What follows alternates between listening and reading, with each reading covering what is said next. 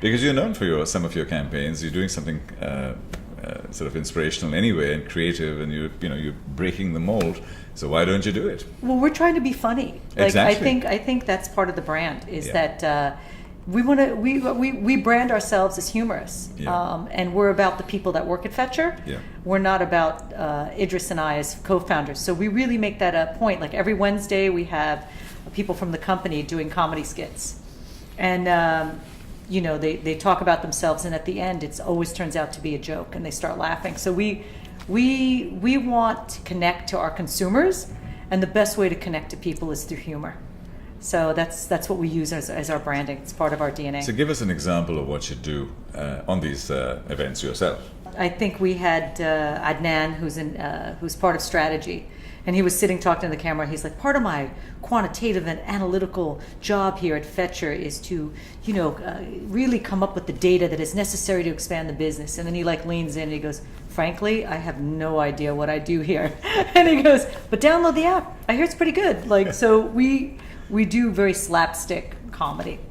Again, to get people to relate to the brand. Like, we don't want to be triple platinum and gold and luxury and exclusivity. We don't want that kind of DNA. We want to appeal to everyone. We're the people brand. Irreverent, authentic, and crazy. A little bit like you. A little crazy. Yeah. Funny. Yeah. Yes. Accessible. I think that's the word. In a region of the world where everything is unaccessible, the Ferrari, and that we want to be accessible. Yeah. Yeah. What's your story? How did you evolve? My journey, to be honest with you, is someone told me you can't. And I think as all women, we go through journeys in life, and I don't think we talk about that as honestly as I do. I've been through a journey like all women have, and I think at some point in my life, I doubted myself. I didn't think I was smart enough, good enough, pretty enough, accomplished enough. And I think I went through that low in life. I think all women do. And I think that I got to a point in my life where I wanted to prove to myself that I could. And that's really my journey. And there's a lot involved in that. But I'm sure many women can relate to that. What advice would you give your 16-year-old self as you go out there conquering the world? I love this question.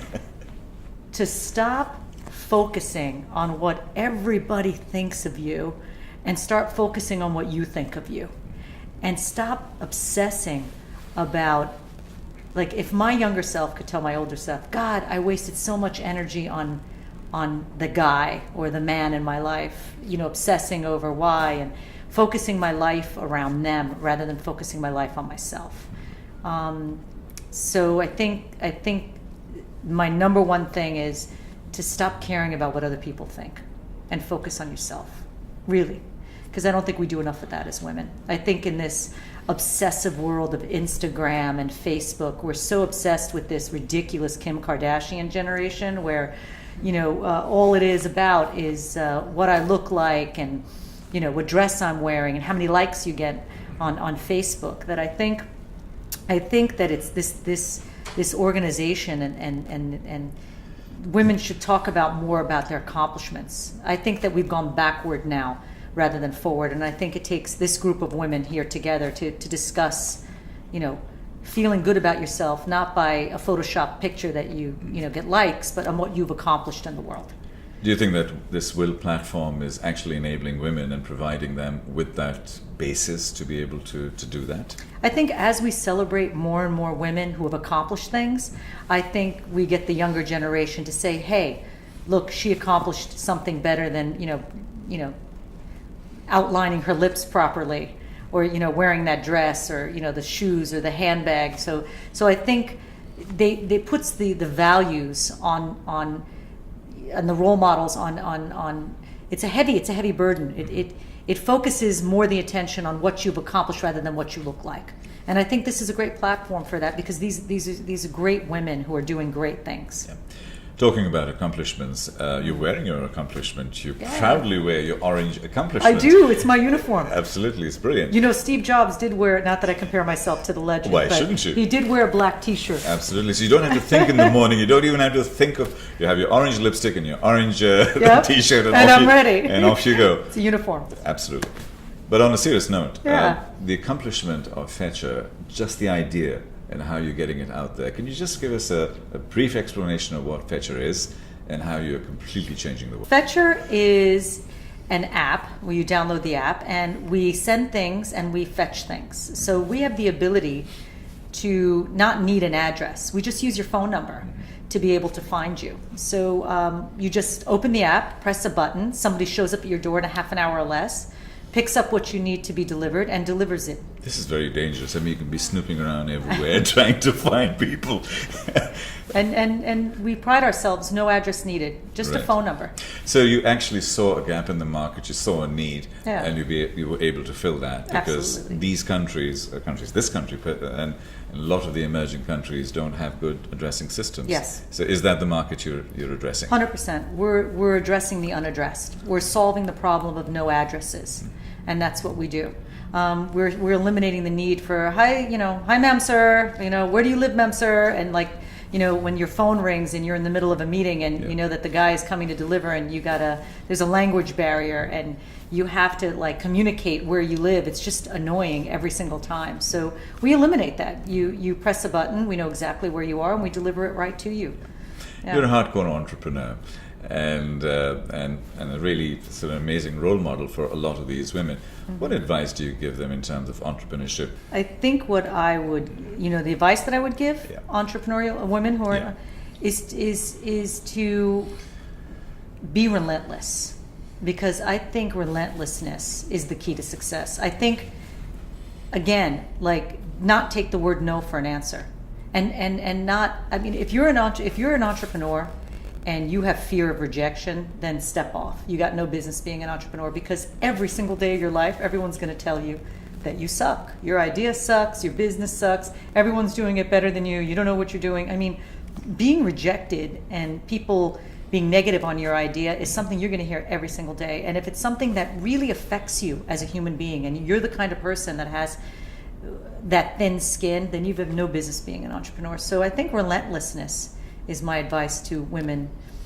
As technology becomes more and more omnipresent, the traditional jobs will become fewer and fewer. And women have always played a great role in pulling all of these things together.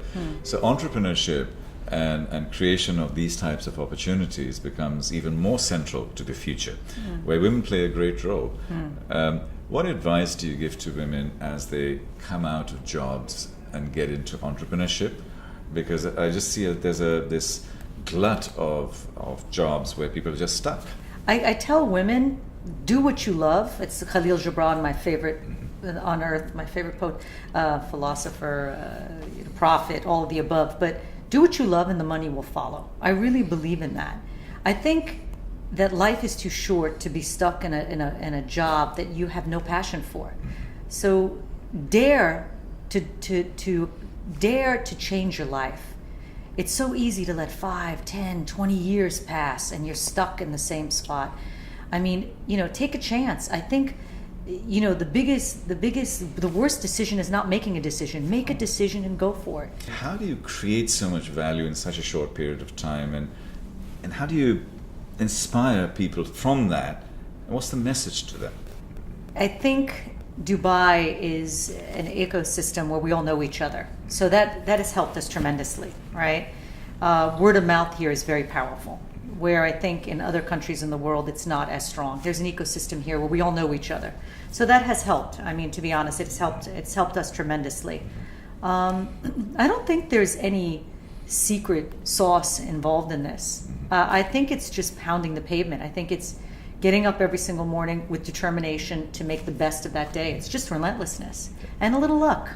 A little luck doesn't hurt, to be honest with you. That's true. What's next? What's the next couple of years when you raise your next $200 million and become the first, well, not the first, but one of the few billion-dollar unicorns from this region? I am a woman who has a higher purpose. I'm doing this for a higher purpose. I want an IPO.